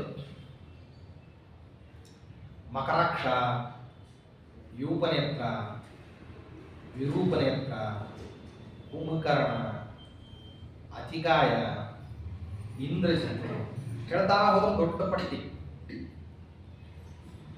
ಇವರೆಲ್ಲರೂ ಕೂಡ ಸಾಮಾನ್ಯರಲ್ಲ. ಇವರು ಸ್ವಯಂ ರಾಕ್ಷಸರು, ಸ್ವಭಾವ ರಾಕ್ಷಸರದು, ಬಲಾಢ್ಯತನ. ಅದರ ಮೇಲೆ ಏನಂತಂದ್ರೆ ಇವ್ರಿಗೊಂದಿಷ್ಟು ದೇವತೆಗಳು ವರ ಕೊಟ್ಬಿಟ್ಟಿದ್ರಂತೆ. ಪಾರ್ವತಿ ದೇವಿ, ಗಣಪತಿ, ರುದ್ರದೇವರು, ಏನು ಯಾವ್ಯಾವ ದೇವತೆಗಳನ್ನು ಕುರಿತು ಇವರು ತಪಶ್ಚರ್ಯ ಮಾಡ್ತಿದ್ರು ಅವರೆಲ್ಲರೂ ಕೂಡ ತಥಾಸ್ತು ಅಂತ ಅನ್ಬೇಕು. ಇವರು ರಾಮನ ಗುಂಪಿನಲ್ಲಿ ಸೇರ್ಬೋದು. ಒಂದು ಇವರು ದುರ್ಬಲರಾದ್ರೂ ಕೂಡ ರಾವಣನ ಹಿನ್ನೆಲೆ ಇದೆ ಅನ್ನೋ ಕಾರಣಕ್ಕೆ ಜಗತ್ತು ಇವರನ್ನು ಮುಟ್ತಿರ್ಲಿಲ್ಲ. ಇವರು ರಾಕ್ಷಸರಾದ್ರಿಂದ ಮುಟ್ಲಿಕ್ಕೆ ಸಾಧ್ಯ ಆಗೋದಿಲ್ಲ ಅಂತ ಅನ್ನೋದು ಇವರು ಸ್ವರೂಪ ಬಲಕ್ಕಿರುವಂತಹ ಹೆಗ್ಗಳಿಕೆ.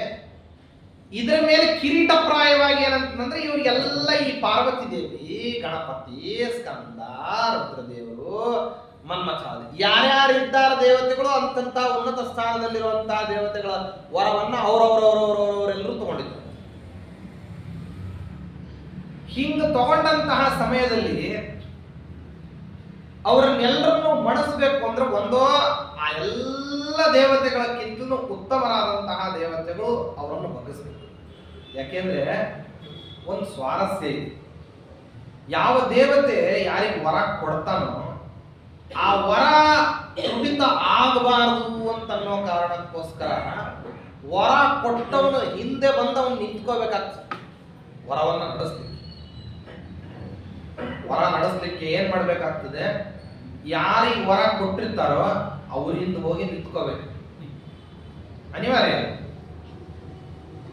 ಯಾಕೆಂದ್ರೆ ವರ ತಗೊಂಡವನಕ್ಕಿಂತಲೂ ಸ್ವಲ್ಪ ಬಲಿಷ್ಠನಾದವನೇನಾದ್ರೂ ಅವನನ್ನ ಹಿಂಸೆ ಮಾಡ್ಲಿಕ್ಕೆ ಬಂದ್ರೆ ತಾವು ವರ ಕೊಟ್ಟಿರ್ತೀವಿ, ಆದ್ರಿಂದ ಅವನು ಸೋಲ್ಬಾರ್ದು ಅನ್ನೋ ಕಾರಣಕ್ಕೆ ತಮ್ಮ ಬಲವನ್ನ ಹಾಕಿ ಅವನನ್ನ ಗೆಲ್ಲಿಸ್ತಾರೆ. ಈ ರೀತಿ ನಡೀತದೆ. ಅದಕ್ಕೋಸ್ಕರವಾಗಿ ವರ ತಗೊಂಡವ್ರಿಗೆ ಏನಾಗ್ಬಿಡ್ತದೆ ಅಂದ್ರೆ ತಾವು ಏನು ಬೇಕಾದರೂ ಜಗತ್ತಿನಲ್ಲಿ ಉಪದ್ವ್ಯಾಪತನದ ಕಾರ್ಯಕ್ರಮ ಮಾಡ್ತಾ ಇರ್ಬೇಕು. ವರ್ಣಾಶ್ರಮ ಧರ್ಮ ವಿರುದ್ಧವಾದಂತಹ ಕಾರ್ಯಕ್ರಮಗಳು ಇದನ್ನೆಲ್ಲ ಮಾಡ್ತಾ ಇರಬೇಕು. ಹಾಗೆ ಮಾಡುವಂತಹ ಸ್ವಭಾವ ಯಾವ ದೈತ್ಯಗಳಿಗೆ ಇರ್ತದೆ, ಯಾರು ಈ ರೀತಿಯಲ್ಲಿ ಮಾಡ್ಲಿಕ್ಕೆ ಅಂತ ಬರ್ತಾರೆ, ಹಾಗೆ ಬಂದವರನ್ನ ಸಾಮಾನ್ಯವಾಗಿ ಮನುಷ್ಯರು ಅಥವಾ ದೇವತಾ ವ್ಯಕ್ತಿಗಳು ಅಂತ ಎಲ್ಲರೂ ಏನ್ ಮಾಡ್ತಾರೆ, ಲೆಕ್ಕ ಹಾಕೊಂಡ್ಬರ್ತಾರೆ.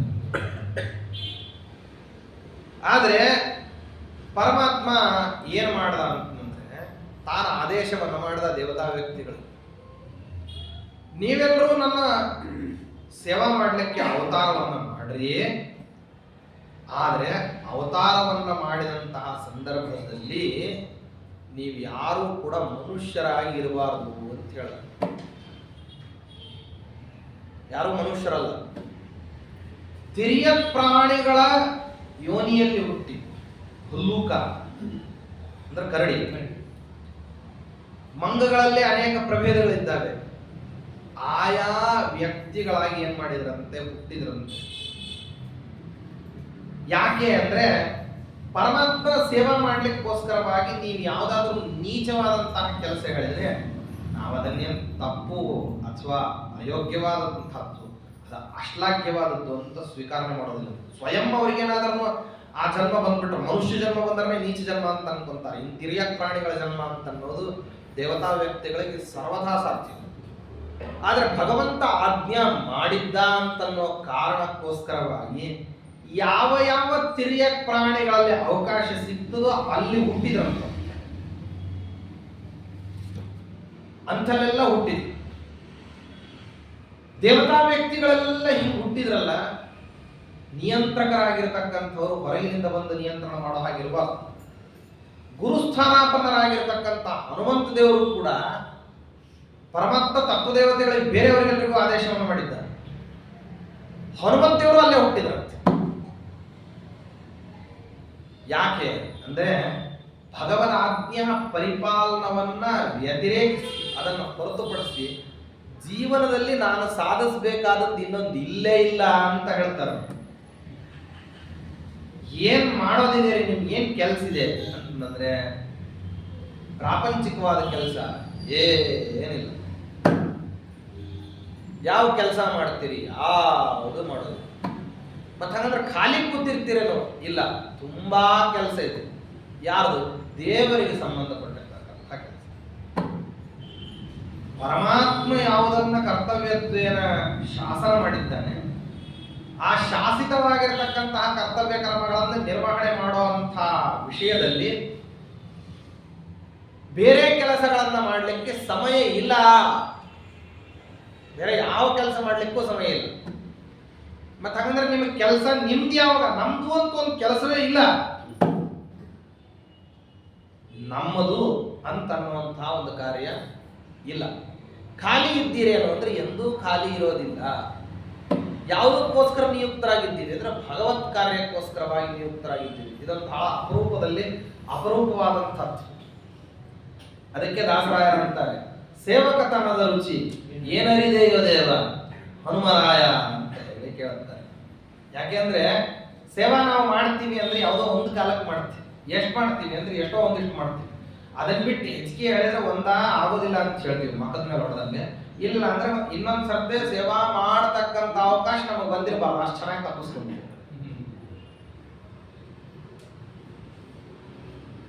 ಸಾಮಾನ್ಯವಾಗಿ ನಿನ್ನೆಲ್ಲ ಕಾರ್ಯಕ್ರಮ ಆಯ್ತಿಲ್ಲ, ಕಾರ್ಯಕ್ರಮ ಮುಗಿದ ಮೇಲೆ ಕೈ ತೊಳ್ಕೊಂಡ ಮೇಲೆ ಎಷ್ಟು ಜನ ಇದ್ರು ಅಂತ ಹೇಳಿ ನೀವು ನೋಡ್ಬೇಕು. ಕೈ ತೊಳ್ಕೊಳ್ಳೋಕ್ಕಿಂತ ಮುಂಚೆ ಎಷ್ಟು ಜನ ಇದ್ರು, ಕೈ ತೊಳ್ಕೊಂಡ ಮೇಲೆ ಎಷ್ಟು ಜನ ಇದ್ರು. ಕೈ ತೊಳ್ಕೊಂಡ ಮೇಲೆ ಯಾರೂ ಇರಲಿಲ್ಲ. ಯಾಕೆ ಉಪನ್ಯಾಸ ಅಂತ ಅನ್ನೋದು ಊಟಕ್ಕಿಂತ ಮುಂಚೆ ಇಟ್ಟಿರ್ತಾರೆ ಅಂದ್ರೆ ಅದಕ್ಕೋಸ್ಕರ. ಯಾಕಂದ್ರೆ ಊಟ ಆದ್ಮೇಲೆ ಯಾರು ಇರೋದಿಲ್ಲ ಅಂತ ಪಾಪ ಆಯೋಜಕರಿಗೆ ಚೆನ್ನಾಗಿ ಗೊತ್ತಾಗುತ್ತೆ. ತುಂಬಾ ಮುಂಚೆ ಇಟ್ಟರು ಬರೋದಿಲ್ಲ ಅನ್ನೋ ಕಾರಣಕ್ಕೆ ಉಪನ್ಯಾಸ ಅನ್ನ ಅದೇ ಟೈಮಿಗೆ ಇಟ್ಟಿರ್ತಾರೆ. ಮತ್ತೆ ಅಷ್ಟು ಇಟ್ಟು ಬಿಟ್ಟು ಏನ್ ಹೇಳ್ತಾರೆ ಅಂದ್ರೆ ಉಪನ್ಯಾಸಕರಿಗೆ ಬಂದ ಆಚಾರ್ಯ ನೋಡ್ರಿ, ಸಮಯ ಅಂತೂ ನಾನು ನಿಮ್ಗೆ ಹೇಳೋದಿಲ್ಲ, ನೀವು ಇಷ್ಟೊತ್ತಿಗೆ ಮುಗಿಸ್ರಿ ಅಂತ ನಾವೇನು ಹೇಳಲಿಕ್ಕೆ ಹೋಗುದಿಲ್ಲ. ಆದ್ರೆ 2 ಪಂಕ್ತಿಗೆ ಆಗುವಷ್ಟು ಜನ ಇದ್ದಾರೆ, ಸಮಯ ಇಷ್ಟ ಆಗ್ಯದ ನೋಡ್ರಿ, ನೀವು ಎಷ್ಟೊತ್ತು ಬೇಕಾದ್ರೆ ಹೇಳ್ರಿ,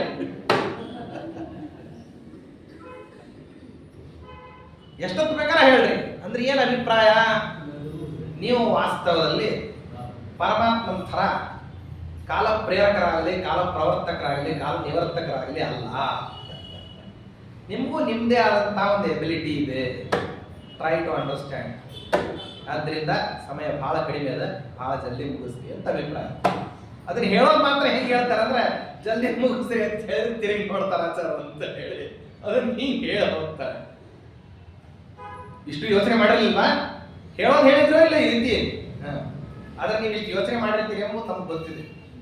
ಯಾಕಂದ್ರೆ ಉಪನ್ಯಾಸಕ್ಕೆ ನಾನೇ ಕೂತಿದ್ದೆ, ಇನ್ನೊಂದು ನಾನೇ ಉಪನ್ಯಾಸ ಕೂತಿದ್ದೀನಿ, ಇವತ್ತು ನಾನೇ ಕೂತಿದ್ದೀನಿ.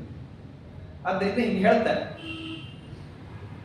ಆ ರೀತಿಯಲ್ಲಿ ವಾಯುದೇವರಿಗೆ ಏನಾಗುತ್ತೆ ಅಂತಂದ್ರೆ, ತಾವು ತಮ್ಮ ಕರ್ತವ್ಯ ಕ್ರಮಗಳನ್ನು ನಿರ್ವಹಣೆ ಮಾಡಬೇಕಾದ್ರೆ ಅತಿರಿಕ್ತವಾದಂತಹ ತನ್ನ ಕಾರ್ಯ ಅಥವಾ ತನ್ನವರ ಕಾರ್ಯ ಅಂತ ಯಾವುದು ಇರೋದೇ ಇಲ್ಲಂತ. ತನ್ನ ಕಾರ್ಯವೂ ಇಲ್ಲ, ತನ್ನವರ ಕಾರ್ಯವೂ ಇಲ್ಲ. ಮತ್ತಂದ್ರೆ ಇನ್ ಯಾರ ಕಾರ್ಯಕ್ಕೋಸ್ಕರ ಯಾಕ್ರಿ ಹುಟ್ಟಿದ್ರಿ ಅಂದ್ರೆ ಶ್ರೀಶ ಪ್ರೀತ್ಯೈ ಪ್ರಜಾತಃ. ಕೆಲವಾರು ಸರ್ತಿ ನಾವು ಯಾವ್ದ್ರ ಬಗ್ಗೆ ತಲೆ ಕೆಟ್ಟು ಯಾಕೆ ಹುಟ್ಟಿದಿಲೆ ಅಂತ ಕೇಳ್ತೀವಲ್ಲ, ಬೈಯೋದು ಬಹಳ ಚಂದಾಗಿ ಬೈತಾರೆ. ನೀವು ಕೇಳೋದು ನಮ್ಮ ಉತ್ತರ ಕರ್ನಾಟಕದ ಕಡೆ ಎಲ್ಲ ಬಹಳ ಸ್ವಾರಸ್ಯವಾಗಿ ಬೈತಾರೆ. ನೀನ್ ನೋಡು, ಹಡದ ಅಪ್ಪ ಅಮ್ಮನಿಗೆ ಮಗ ಆಗ್ಲಿಲ್ಲ, ಹೆಂಡತಿಗೆ ತಕ್ಕಂತ ಗಂಡನೂ ಆಗ್ಲಿಲ್ಲ, ಮಕ್ಕಳಿಗೆ ತಕ್ಕಂತ ತಂದಿನೂ ಆಗ್ಲಿಲ್ಲ, ಹೆಚ್ಚೇನ್ ಹೇಳಿ ಆಸ್ಪತ್ರೆಗೆ ರೋಗಿನೂ ಆಗ್ಲಿಲ್ಲ, ಸ್ಮಶಾನಕ್ಕೆ ಹೆಣನೂ ಆಗ್ಲಿಲ್ಲ ಅಂತ ಬೈತಾರೆ. ಬೈಯೋದ್ರಲ್ಲೆಲ್ಲ ಬಹಳ ಸ್ವಾರಸ್ಯ ಇದೆ. ನಿಮಗೆಲ್ಲ ಆ ರೀತಿ ಎಲ್ಲ ಬೈಯೋದು ಕೇಳಿರೋದು ಇಲ್ಲ ಪಾಪ, ಅನುಭವಿಸೋದಂತ ದೊಡ್ಡ ಬೈಯೋದೆಲ್ಲ ಬಹಳ ಚಂದ ಬೈತಾರೆ. ಆದ್ರ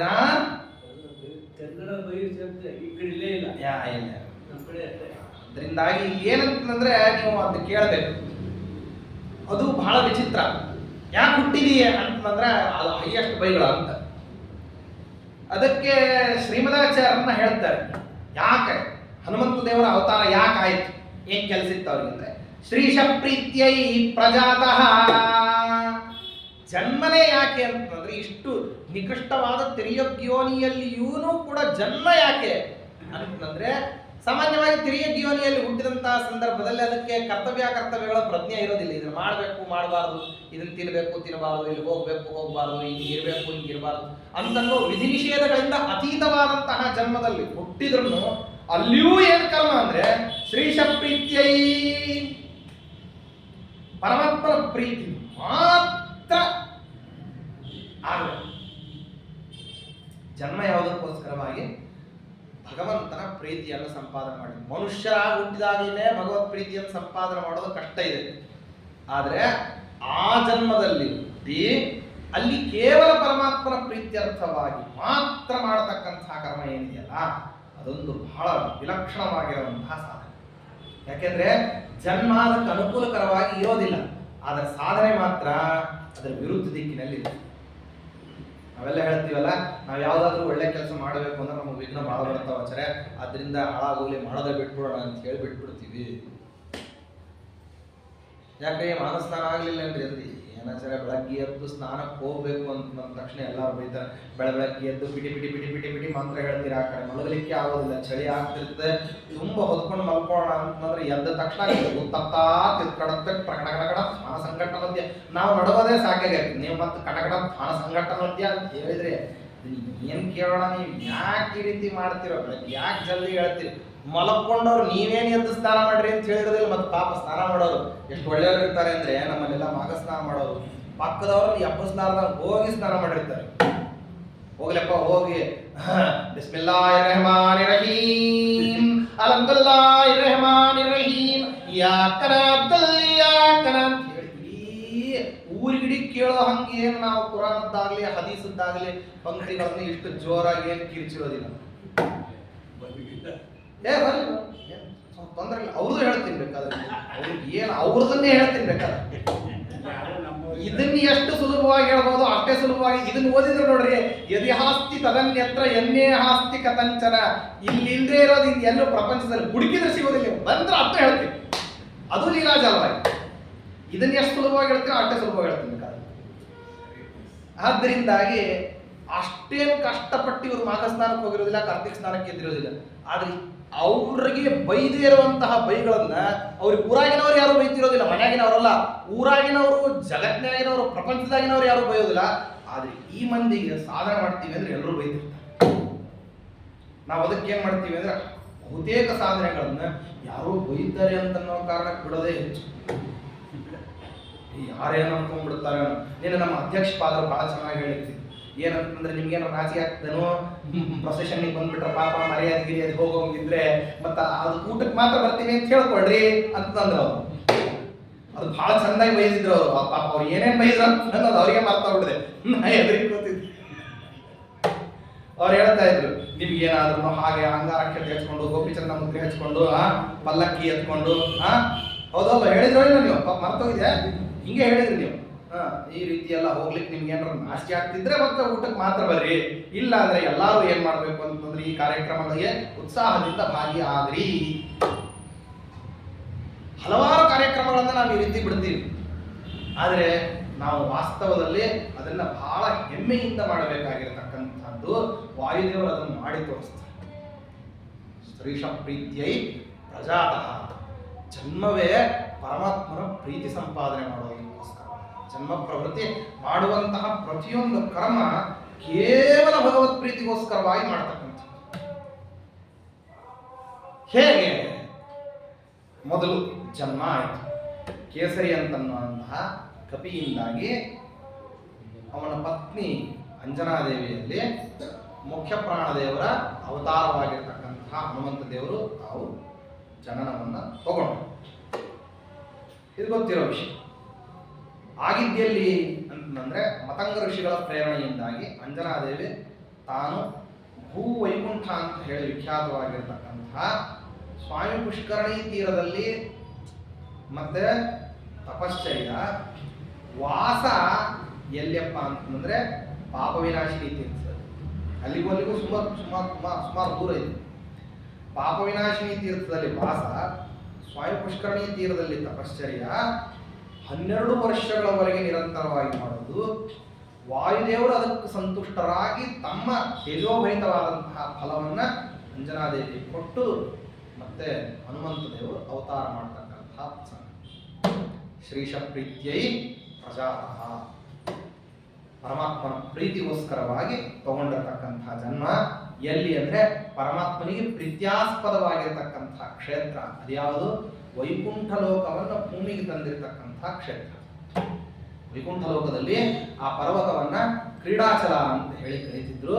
ಯಾವ ಪರ್ವತದಲ್ಲಿ ಪರಮಾತ್ಮ ವಿಹಾರಕ್ಕೋಸ್ಕರವಾಗಿ ಏನ್ ಮಾಡ್ತಿದ್ದ ಅಂದ್ರೆ ಬರ್ತಾ ಇದ್ದ, ಅದನ್ನ ವರಾಹಾವತಾರದಲ್ಲಿ ಪರಮಾತ್ಮ ಗರುಡದೇವರಿಗೆ ಹೇಳಿ ಆ ಪರ್ವತವನ್ನ ವೈಕುಂಠ ಲೋಕದಿಂದ ಭೂಲೋಕಕ್ಕೆ ತರಿಸಿದ.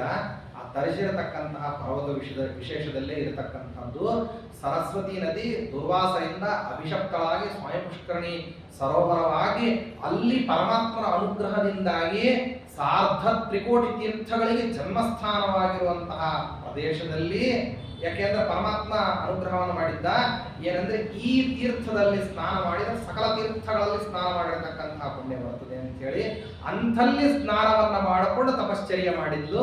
ಪರಮಾತ್ಮ ತಾನೇ ಯಾವುದು ತನಗೆ ಪ್ರೀತ್ಯಾಸ್ಪದವಾದ ಕ್ಷೇತ್ರ ಅಂತ ಹೇಳಿದ್ಲು, ಅದೇ ಕ್ಷೇತ್ರದಲ್ಲೇ ಜನ್ಮವನ್ನ ತಗೊಂಡ್ರು. ಶ್ರೀಶ ಪ್ರೀತ್ಯೈ ಪ್ರಜಾತಃ. ಆಚಾರ್ಯ ಕೆಲವರು ಹನುಮಗಿರಿ ಅಂತಾರೆ, ಅಂಜನಾದ್ರಿ ಬೆಟ್ಟ ಬರ್ತೀನಿ ಎಲ್ಲಿ ಅಂತ ಅನ್ನೋದನ್ನು ಹೇಳ್ತಾ ಇದ್ದಾರೆ. ಯಾಕೆ ಇದನ್ನು ಹೇಳಿ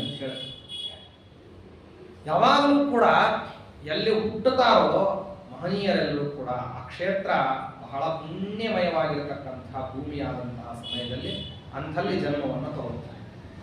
ನಮ್ಗೆ ಯಾಕೆ ಭಾರತ ಭೂಮಿಯನ್ನ ಇಷ್ಟು ವರ್ಣನ ಮಾಡ್ತಾರೆ, ಇಷ್ಟೆಲ್ಲ ಜ್ಞಾನಿಗಳು ಕೊಂಡಾಡ್ತಾರೆ ಅಂತಂದ್ರೆ ಏತದೇವ ಹಿ ದೇವಾಹ ಗಾಯಂತಿ ಅಂತ ಭಾಗವತದಲ್ಲಿ ಹೇಳ್ತಾರೆ. ಕಲ್ಪಾಯುಷಾಂ ಸ್ಥಾನಜಯಾತ್ ಪುನರ್ಭವ ಕ್ಷಣಾಯುಷಾಂ ಭಾರತ ಭುಜಯೋವರಃ ಕ್ಷಣೇನ ಮರ್ತೇನ ಕೃತಂ ಮನಸ್ವಿನಃ ಸನ್ಯಸ್ಯ ಸಂಯಾಂತ್ಯಭಯಂ ಪದಂ ಹರೇಹೇ.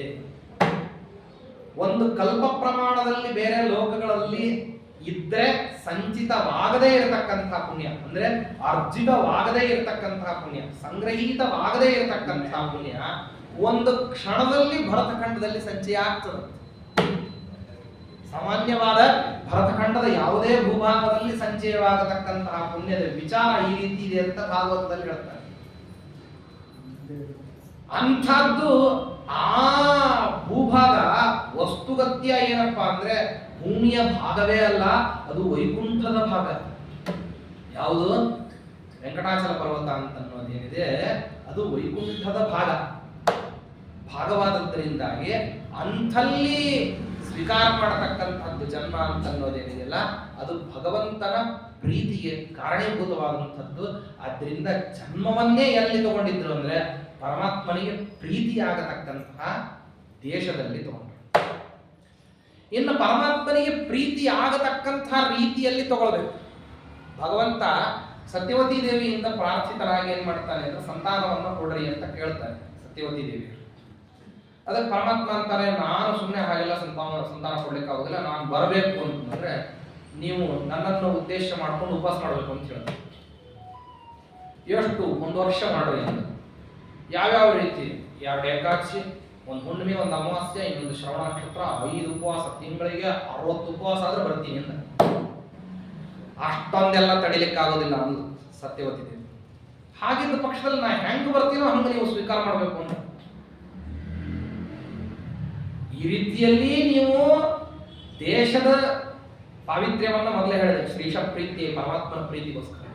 ಇನ್ನು ಪರಮಾತ್ಮನ ಪ್ರೀತಿ ಆಗೋದು ಯಾವಾಗ ಅಂದ್ರೆ ನನ್ನ ಬರವನ್ನ ಇವರು ನಿರೀಕ್ಷೆ ಮಾಡ್ತಿದ್ದಾರೆ. ನಾವು ಯಾವಾಗಾದ್ರೂ ಅವಸರದಿಂದ ಯಾಕೆ ಯಾವಾಗ ಇನ್ನೊಬ್ಬರ ಮನೆಗೆ ಹೋಗ್ತೀವಿ ಅಂದ್ರೆ ನಮಗ ಕಾಯ್ತಿದ್ದಾರೆ ಅಂತ ಗೊತ್ತಾದಾಗ, ನಮಗಾಗಿ ಕಾಯೋರಿದ್ದಾರೆ ಅಂತ ಗೊತ್ತಾದಾಗ ಹೋಗಬೇಕು ಅಂತ ಅವಸರ ಶುರುವಾಗ್ತದೆ ಮನಸ್ಸಿನಲ್ಲಿ. ನಿಮ್ಮ ಮನಸ್ಸನ್ನು ನೀವೇ ಬೇಕಾದ್ರೆ ಪರೀಕ್ಷೆ ಮಾಡ್ಕೊಂಡು ನೋಡ್ರಿ. 100 ಜನ ಬಂದಿರ್ತಾರ, ನಾವು ಅಷ್ಟೇ, ಕೊನೆಗೆ ತಮ್ಮಿಗೆ ತಗೊಂಡು ಹೋದ್ರೆ ಏನ್ ಮಹಾ ಊಟಕ್ಕಂತೂ ಹಾಕಿ ಹಾಕ್ತಾರ ಮಾತು ಸಂಘದಲ್ಲಿ ಅಂತ ಅನ್ನೋ ಹಂಗಿದ್ರೆ ಬರೋರು ನಿಧಾನಾಗಿ ಬರೋ. ನಾವು ಬರ್ತೀವಿ ಅಂತಂದ್ರೆ ಎದುರಿಗೆ ನಿಂತಿರ್ತಾರ್ರಿ, ಕಾಯ್ತಿರ್ತಾರ ಅವರು. ನಾವು ತಡ ಮಾಡಿ ಹೋದ್ರೆ ಹೆಂಗೆ ಅಂತ ಅನ್ನುವಂತಹ ಪ್ರಸಂಗ ಇದ್ರೆ ಅವಾಗ ಏನ್ ಮಾಡ್ತಾರೆ ಅಂತಂದ್ರೆ, ಕಾರ್ಯಕ್ರಮ ಹೆಂಗಾರ ಇರ್ಲಿ ಅವ್ರು ಕಾಯ್ತಾರೆ ಅನ್ನೋ ಸಂಕಟಕ್ಕೋಸ್ಕರ ಏನ್ ಮಾಡ್ಬೇಕಾಗ್ತದೆ ಎಂದು ಓಡಿ ಹೋಗ್ಬೇಕಾಗ್ತದೆ. ಪರಮಾತ್ಮ ಹಂಗಂತ ಜಗತ್ನಲ್ಲಿ ಈ ವ್ಯವಸ್ಥೆಯನ್ನ ನೀವುಗಳೇ ನಿರ್ಮಾಣ ಮಾಡ್ಕೊಂಡಿದ್ದೀರಿ. ಯಾರು ಕಾಯ್ತಾರೋ ಅವ್ರು ಹಾಗೆ ಪ್ರಿಯಾರಿಟಿ ಸೆನ್ಸ್ ಅಂತ ಹೇಳ್ಬಿಟ್ಟು ನೀವು ಹೋಗಿ ಆ ಕಾರ್ಯಕ್ರಮ ಅದನ್ನ ನೀವು ಅಟೆಂಡ್ ಮಾಡ್ತೀರಿ ಅಂತ ಅಂದಾಗ ಪರಮಾತ್ಮ ಅಂತಾನೆ, ನಿಮಗಿರುವಂತಹ ನಿಯಮ ನನಗಿರಬಾರ್ದೆ? ನನ್ನನ್ನ ಈ ರೀತಿ ನೀವು ಯಾವಾಗ ಕಾಯ್ತೀರಿ ಅವಾಗ ಬರ್ತೀನಿ. ಅದಕ್ಕಾಗಿ ಮತಂಗ ಮಹರ್ಷಿಗಳು ಹೇಳಿದ್ರಂತೆ, ನೀನ್ ತಪಶ್ಚರ್ಯ ಮಾಡಬೇಕು ಅಂತ. ಉಪೋಷಣ ತತ್ಪರಳಾಗಿ 12 ವರ್ಷ ಉಪವಾಸ ಮಾಡಿ ಬಂದಂತವಳು. 12 ವರ್ಷದವರೆಗೆ 12 ತಪಶ್ಚರ ಅಂತ ಹೇಳಿ ಆದೇಶವನ್ನ ಮಾಡ್ತಾರೆ. ಆ ರೀತಿ ತಪಶ್ಚರ್ಯವನ್ನ ಮಾಡಿಕೊಂಡು ಏನ್ ಮಾಡಿದ್ದಾಳೆ ಅಂದ್ರೆ ಹನುಮಂತ ದೇವರನ್ನು ಪಡೆದಿದ್ದಾಳೆ. ಪಡಿಬೇಕಾದ್ರೆ ಹನುಮಂತ ದೇವರು ಎಂಥವ್ರ ಹತ್ತಿರದಲ್ಲಿ ಬಂದಿದ್ರು ಅಂದ್ರೆ ಪರಮಾತ್ಮನಿಗೆ ಅತ್ಯಂತ ಪ್ರೀತ್ಯಾಸ್ಪದಳಾಗಿರತಕ್ಕಂಥ ವ್ಯಕ್ತಿ ಪ್ರೀತ್ಯಾಸ್ಪದವಾದ ವ್ರತವನ್ನ ಮಾಡಿದಾಗ ಬಂದಿದ್ರು. ಶ್ರೀಶ ಪ್ರೀತ್ಯೈ ಪ್ರಜಾತಃ. ಪರಮಾತ್ಮ ಪ್ರೀತಿಗೋಸ್ಕರವಾಗಿ ಏನೇ ಜನ್ಮ, ಪರಮಾತ್ಮನಿಗೆ ಪ್ರೀತಿಗೋಸ್ಕರವಾಗಿ ಇದ್ದಂತಹ ವ್ಯಕ್ತಿ, ಪ್ರೀತಿಗೋಸ್ಕರವಾಗಿ ಇದ್ದಂತಹ ದೇಶ. ಕಾಲ ಎಂಥದ್ದು? ಕಾಲನು ಪರಮಾತ್ಮನಿಗೆ ಅತ್ಯಂತ ಪ್ರೀತ್ಯಾಸ್ಪದವಾದದ್ದು ಇತ್ತಂತೆ. ಎಂಥದ್ದು ಅಂತಂದ್ರೆ, ತನ್ನವರು ಎಲ್ಲರೂ ಯಾರ್ಯಾರಿಗೆ ಆದೇಶವನ್ನು ಮಾಡಿಬಿಟ್ಟಿದ್ದಾನೆ ಅವರೆಲ್ಲರೂ ಹುಟ್ಟಿದ್ದಾರೆ, ಅವರಿಗೆ ಮಾರ್ಗದರ್ಶಕ ಒಬ್ರು ಬೇಕಾಗಿರ್ತಕ್ಕಂತಹ ಕಾಲ.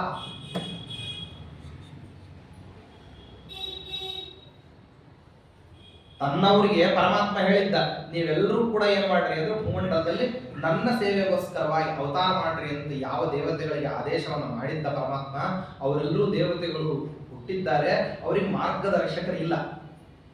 ವೃಕ್ಷರಜಸ್ಸು ಅಂತನ್ನುವಂತಹ ಕಪಿಶ್ರೇಷ್ಠನಲ್ಲಿ ವಾಲಿಸುಗ್ರೀವರು ಹುಟ್ಟಿದ್ದಾರೆ. ತಾರ, ನೀಲ, ಅಂಗದ, ಸುಷೇಣ, ಜಾಂಬುವಂತ ಒಬ್ಬರೇ ಇಬ್ಬರೇ ಬೇಕಾದಷ್ಟು ಜನ ಇದ್ದಾರಲ್ಲಿ.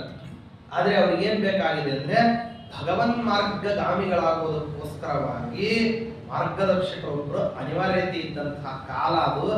ಆ ಕಾಲದಲ್ಲಿ ಹುಟ್ಟಿದ್ರು. ಯಾಕೆ? ಶ್ರೀಶ ಪ್ರೀತ್ಯೈ, ಪರಮಾತ್ಮ ಪ್ರೀತಿಗೋಸ್ಕರವಾಗಿ. ಇಂತಹ ಶ್ರೀಶ ಪ್ರೀತಿ ಪ್ರಜಾತಃ ಸುಮಹಿತ ಮಹಿಮಾ ಶ್ರೀ ಹನುಮಾನ್ ನಿದೇಶ. ಯಾಕೆ ಇಷ್ಟೆಲ್ಲ ಹಿಂಗೆ ಹುಟ್ಟುವಂತಹ ವ್ಯಕ್ತಿಗಳಿಗೆ ಹಾಗಾದ್ರೆ ಸ್ವಂತದ್ದೇನೂ ಇರಲಿಲ್ಲ ಅಂದ್ರೆ ವಾಸ್ತವದಲ್ಲಿ ಅವ್ರು ಎಂಥವ್ರಿದ್ರು, ಈ ಶ್ರೀಶ ಪ್ರೀತಿಯನ್ನು ಯಾಕೆ ಬಯಸಿದ್ರು ಅನ್ನೋದೇ ಸ್ವಾರಸ್ಯ ಇತ್ತು. ಏನೋ ಸಾಮಾನ್ಯರಿದ್ರು, ಅವರಿಗೆ ಮಾಡ್ಲಿಕ್ಕೆ ಕೆಲಸ ಇರಲಿಲ್ಲ ಅಂತಲ್ಲ. ಅಸಾಮಾನ್ಯರಾಗಿರ್ತಕ್ಕಂಥ ವ್ಯಕ್ತಿ ಭಗವಂತನ ಪ್ರೀತಿಯೇ ನನಗೆ ಅತ್ಯಂತ ಅಪೇಕ್ಷಿತವಾದಂಥದ್ದು ಅಂತ ಹೇಳಬೇಕಾದ್ರೆ ಅವರ ಅಸಾಮಾನ್ಯತನವನ್ನ ಹೇಳಬೇಕು. ಅದನ್ನ ಮುಂದಿನ ಭಾಗದಿಂದ ಹೇಳ್ತಾರೆ. ಏನ್ ಹೇಳ್ತಾರೆ ನಾಳೆ ಶ್ರೀಕೃಷ್ಣ.